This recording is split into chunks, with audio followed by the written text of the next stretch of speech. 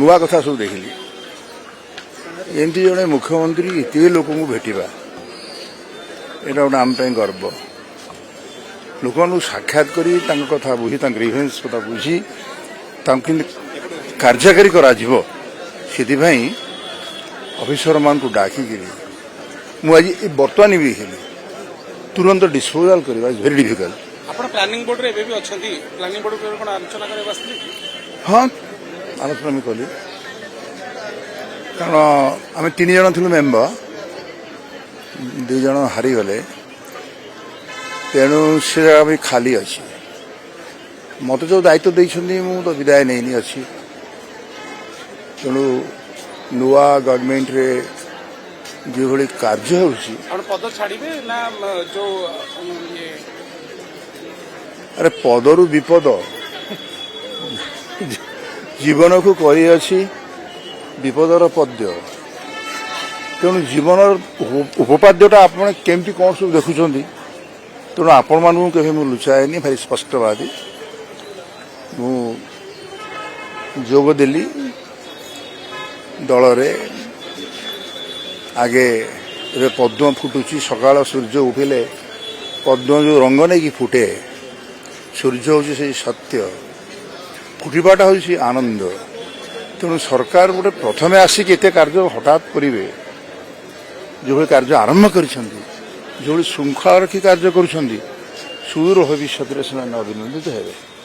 ଆଉ କିଛି କହିବାର ନାହିଁ। ଆଲୋଚନା ହେଲେ ମୁଖ୍ୟମନ୍ତ୍ରୀ ସହିତ? ହଁ ଆଲୋଚନା ହେଲା। କ'ଣ କହିଲେ ମୁଖ୍ୟମନ୍ତ୍ରୀ ଆପଣଙ୍କୁ? ମୁଁ କହିଲି ପରା, ସବୁ କଥା ଗୁଡ଼ାକ ସବୁଠି ବ୍ୟକ୍ତ କରାଯିବା ସ୍ପୃହଣୀୟ ନୁହେଁ। ମୁଁ ଯେତିକି ଜାଣିଲି ସେଥିରେ ମୁଁ ଆନନ୍ଦିତ। ବହୁତ ଲେଟ୍ରେ ମିଶିଲେ ଦଳରେ, ଏବେ ଆଶା ଅଛି ଗୋଟେ ବଡ଼ ପଦ ମିଳିବ, ମୁଁ କହିଦେଲି ପଦରେ ବିପଦ ବୋଲି। ମୁଁ ପଦ ମିଳିବା ପାଇଁ ଆସିନାହିଁ। ସେ ତ ଏତେ ଦିନ ରହିଲି ସେଠି, ମିଳିଲା କି? ଘୋଷଣା କରିକି ଦେଲେ କି? ସେଟା ଆପଣମାନେ କହିବାଟା ଭଲ, ମୁଁ କହିବାଟା ଭଲ। ଗୋଟେ ଯେ ଦେଖାଯିବ 24 ବର୍ଷ ପରେ ଯେ ମୁଖ୍ୟମନ୍ତ୍ରୀ ଲୋକଙ୍କ ସହିତ ମିଶିବା ଅଭିଯୋଗ ଶୁଣିବା, କେମିତି ଆପଣ ଦେଖୁଛନ୍ତି? ମୁଁ ଗୋଟେ ଅଭିଯୋଗ ମନ୍ତ୍ରୀ ଥିଲି। କୋଉଠି? ବିଜୁବାବୁଙ୍କ ପାଖରେ।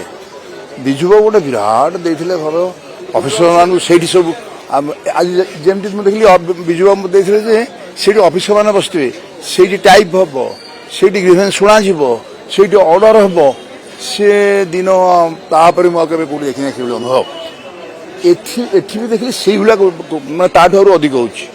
କାରଣ ଏତେ ଲୋକ, ବାରେ ବାବା, ଏତେ ଲୋକ ସକାଳୁ ସଞ୍ଜ ସେ ଧୈର୍ଯ୍ୟର ସହିତ ଶୁଣୁଛନ୍ତି, କରୁଛନ୍ତି, ଅଫିସରମାନଙ୍କୁ ଡକେଇକି ନିର୍ଦ୍ଦେଶ ଦେଉଛନ୍ତି। ଏଇଟା ଗୋଟେ ଭଲ ଦିଶା।